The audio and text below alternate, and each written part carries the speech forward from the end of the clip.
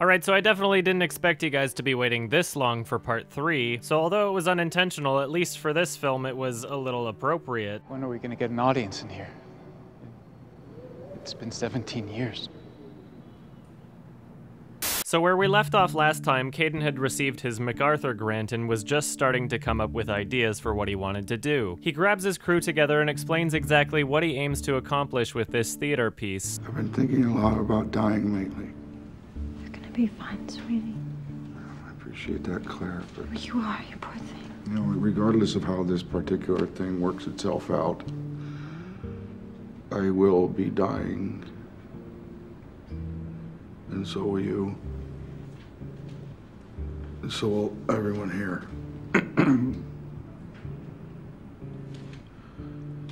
And that's what I want to explore. His obsession with death is now going to be reflected in his art. So in the same way that his theater piece will be a reflection of himself, this film is a reflection of Charlie Kaufman. It's no coincidence that every time we see a television, we get a glimpse into Caden's mind. This film is art imitating life, imitating art, imitating life, and so on. And it's about to get a hell of a lot more complicated as it goes on. The scene ends with Claire basically gushing over his theater concept. It's brilliant. And it's this sense of admiration and validation that, as we can imagine, he's always wanted out of Adele. Just remember how heartbroken he was when she said she wouldn't be able to make the opening night show. This is implied even further as the very next scene shows him waiting for her on a date, and wouldn't you know it, the song playing at the bar is the one that I briefly mentioned earlier. Not only is the title of the song called Song for Caden, but the lyrics perfectly describe exactly what he's going through, and it's important to remember that his experience is supposed to represent everyone's. So Claire shows up and runs into Hazel, who Caden did not expect to be there. They have a really awkward and uncomfortable hello before returning to their separate tables. Hi, Caden.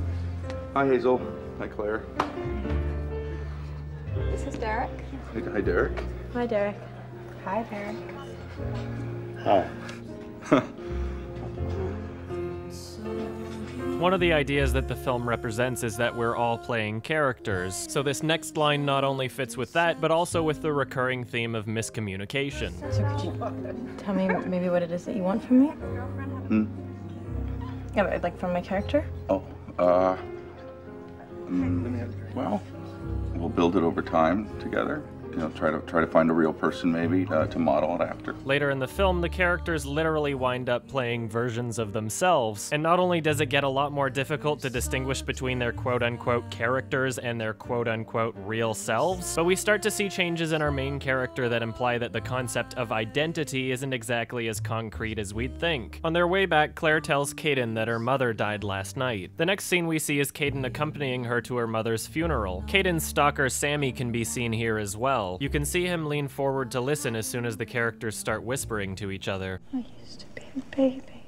Claire Elizabeth Keene was a joyous child. I'm sorry. The apple of her mother's eye. Now notice how the monologue about Claire's childhood continues over this scene. When she was 7, little Claire was bitten by the acting bug. As a character in this film, we've only known her as an adult, so that contrast serves as a reminder that every person you meet has a story much larger than the moments you've witnessed personally. Every adult you meet was at one point just a little baby, so now time jumps forward quite a bit. There will be no other before you. Not only is that line particularly relevant to the characters, but it's also relevant how quickly it cuts to this shot, where we see that Caden is still consumed over the disappearance of his family. It's important to note that Adele's last name is Lack, and for the majority of the film, Caden laments over how she's missing from his life. The name Claire comes from a French and Latin origin meaning clear, and I think that that's relevant in terms of how Caden views her. It seems to me that Caden doesn't actually feel a genuine connection with her, and he's merely using her as a placeholder for something that he's missing. He thought that he could fill the void of having a missing wife by replacing her with essentially a blank slate. He even wound up having a daughter with her. We're presented this information in a very quick and matter-of-fact way, and it made things a little confusing on my first watch, but I think it says a lot about Caden. Because Caden is using them to try and fill the void of his first wife and daughter, he can't really help but to consider them to be of less importance, so the film itself is reflecting that by completely glossing over entire years of their relationship. It's important to note that the song in the film soundtrack playing over this short sequence is called sex-based decision-making. If you also take into consideration that Claire's an actor, part of her job is to essentially be a blank slate that other characters can be drawn onto. Caden was once using her to play other characters in his theater pieces, and now he's using her to fill the void of his missing wife, and thus art imitates life once again. Now with that context in mind, listen again to the dialogue in this scene. So could you tell me maybe what it is that you want from me?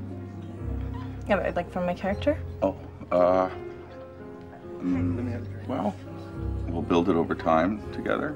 You know, try to find a real person maybe to model it after. We'll build your character over time and try to find a real person to model it after. If you think about it, that's exactly what he wound up doing to her as a person. One could also argue that he's using her as a placeholder for Hazel. I mean, that is who they initially decided she would be playing. Either way, it seems to me that their marriage comes less from his love for her and more from his desire to be loved. Right away, we're taken to a point in their relationship where there's quite a bit of tension. Caden's still figuring out what he wants out of their characters and says he needs to work with both of them separately. He asks to start with the other actor first, and it seems as though she takes offense to it. Davis, I'll start with you.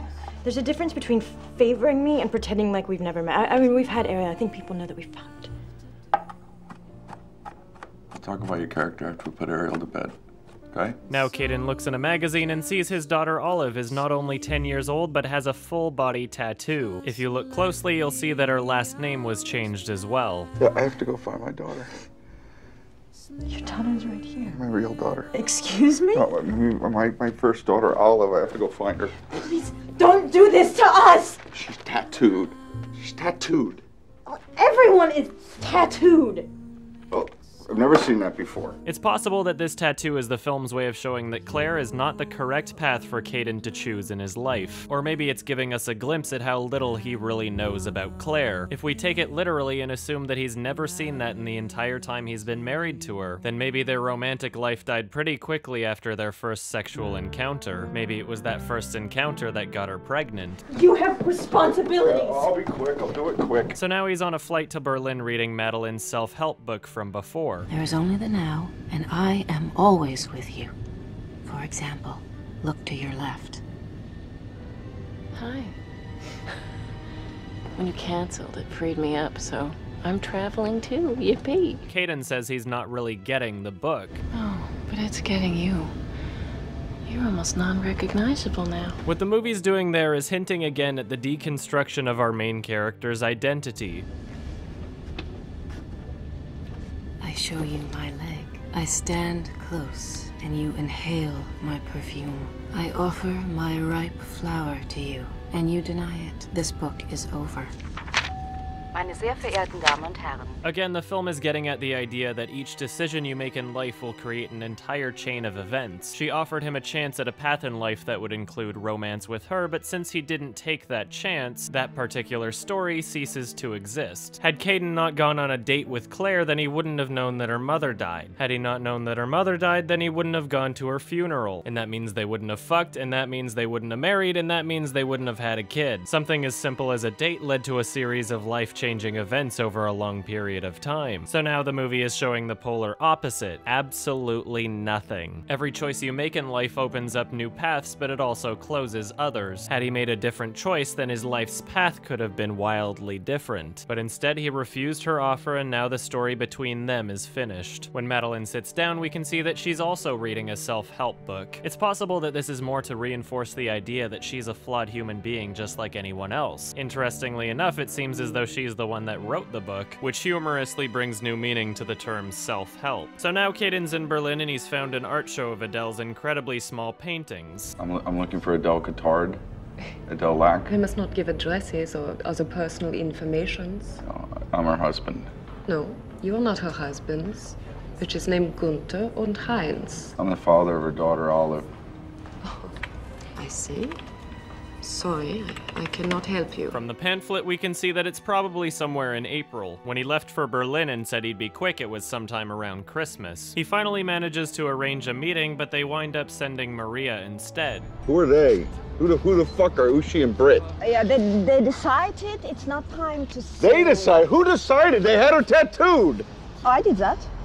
Olive is my project. She's a 4-year-old! She's a fucking 4-year-olds!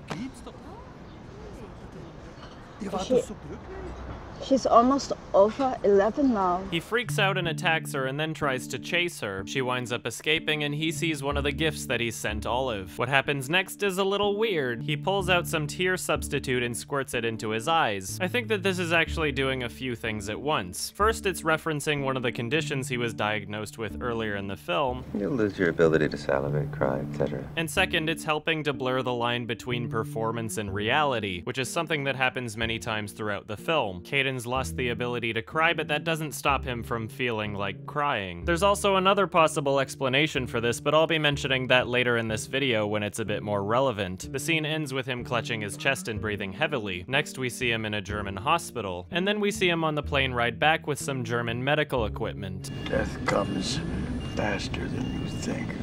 Now he's back to his theater piece and things are starting to get really meta. You're actually having an affair off set. Palpable, It's not good. Not good. Oh, okay. Your actors playing actors. You're in the scene, you're not just filming it.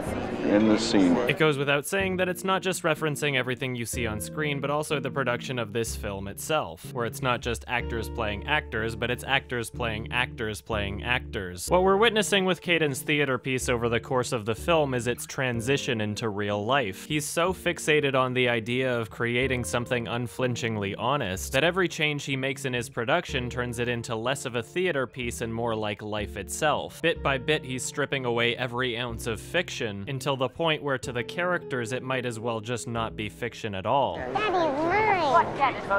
Daddy can't play now, honey. Daddy doesn't live with us anymore, baby. He had to go find himself. Next we see that Caden has yet another medical issue. In keeping with the themes of the film, he experiences a misunderstanding yet again. You're a doctor, right? Am I dying? Can you tell me that? No. No, you can't tell me? I can't tell you. No, you can't tell me if you can't tell me. No. No, you can't tell me because you're not allowed to? No. Next we see him at a bus stop and he sees himself in a poster for Little Winky. Little Winky is from the mature book written by a 4-year-old that Madeline was referencing earlier. Now based on the supposed subject matter, it's fair to say that this image would be one of distress for Caden, but it's also important to remember the contrast to his own situation. Here he is spending forever working on something that will never even get recognized, and now he sees that a 4-year-old's life's work is transcending decades. Almost everyone around him that creates something has found success and recognition, whether it be Adele's paintings, Madeline's self-help books, even characters that we never wind up seeing. My new dads are great and handsome, and brilliant directors of theater. So now he runs into Hazel, who's in New York on vacation. What are you doing in New York? I'm here with Derek and the boys. Mini vacation. The boys? Yeah, I thought you knew. How old? 5. Twins. Robert and Daniel and Alan. Notice how she said twins instead of triplets before naming off 3 different names. It would appear as though this fits into the imagery from the beginning of the film, where we saw the theme of one out of a trio being missing. We also learn the state of Caden and Claire's relationship. I was with Claire. And we have a daughter, and we're separated. Next we see Caden stalking them. It's clear that he feels a sense of painful regret, not just that she's with someone other than him, but seeing the image of a loving family when he so desperately wants that in his own life. While he's stalking them, his stalker Sammy can be seen as well. As soon as they leave, he tries to end his own life.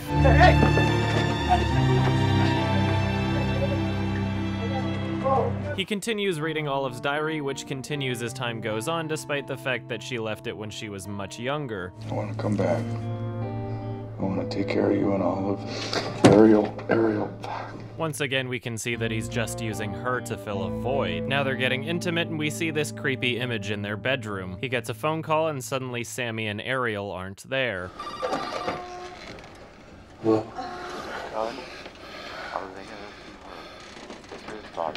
Okay. Caden goes on to explain how his father's body was riddled with cancer, saying things like how he regretted his life and called out for him before he died. I said it was the longest and saddest deathbed speech any of them had ever heard. God. It goes without saying that that doesn't really make any sense how all that information could have been given to him in that short of a phone call. So naturally, I'm interested in what that phone call actually said. Just like the song at the beginning, the film didn't subtitle it, so all we really have to go from is what it sounds like. And let me just say that I do not have certainty over what was actually said. There are parts of it that sound like certain things, but first I'm gonna play it one more time for you in case you can make anything out of it. Well,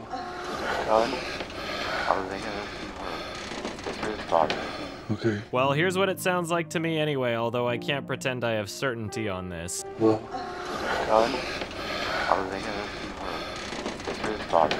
okay. If what was said was anything close to what I think was said, this wouldn't be the first time in the film that he was called Ellen over the phone. Hello, who is this? It's Caden.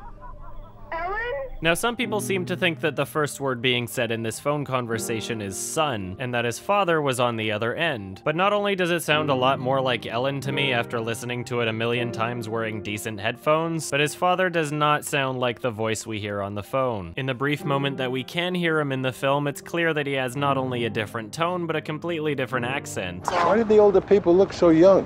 It was a choice, Dad. I'm honestly not sure who was talking on the phone, but regardless, it sounds to me like he was addressing Ellen. And if you still don't believe me, here's the same footage slowed down.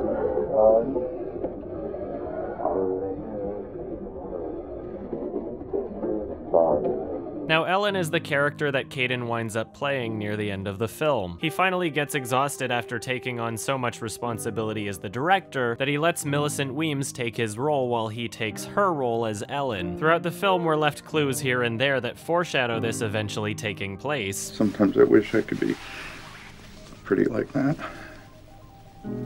You wish you were a girl.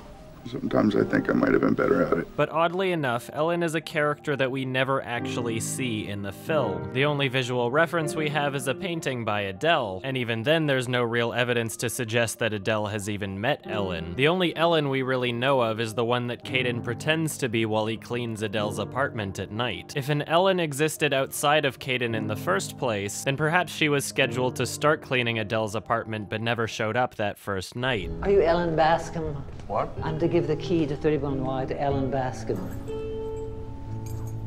Yes, I'm Ellen. It's also possible that the original Ellen doesn't actually exist. I mean, Caden only showed up at Adele's apartment after the address was given to him by Sammy. Is it possible that Sammy created Ellen? Regardless of whether or not she actually existed before Caden started assuming her role, the Ellen that he winds up writing for Millicent Weems seems to be independent of his own character. I mean, here he is trying to recreate life as it happened, but remember that Ellen wasn't the one that actually showed up here, it was Caden. So for some odd reason, he's written a character into his theater piece that doesn't actually exist, unless he is actually Ellen. Is it possible that the massive theater piece started before the film even began? What if the Caden we've known this whole time is a character playing a character playing a character, and so on? If that is the case, then suddenly the tear substitute scene makes a bit more sense. What if in this scene he's playing Ellen playing Caden? What if the voice on the phone is a character playing the role of a director? Now remember, this is all a little speculative, so don't treat this as fact, but in a film like this one, I would say it's important to examine what are at least interesting possibilities. And in a narrative like this one, it's also possible that there are things that are true and untrue at the same time. There are points in the film that imply that Millicent Weems, who winds up playing Ellen, is actually Ellen. Millicent talks about a picnic that Ellen had as a child as though it's a memory of her own. I remember having that picnic with my mother.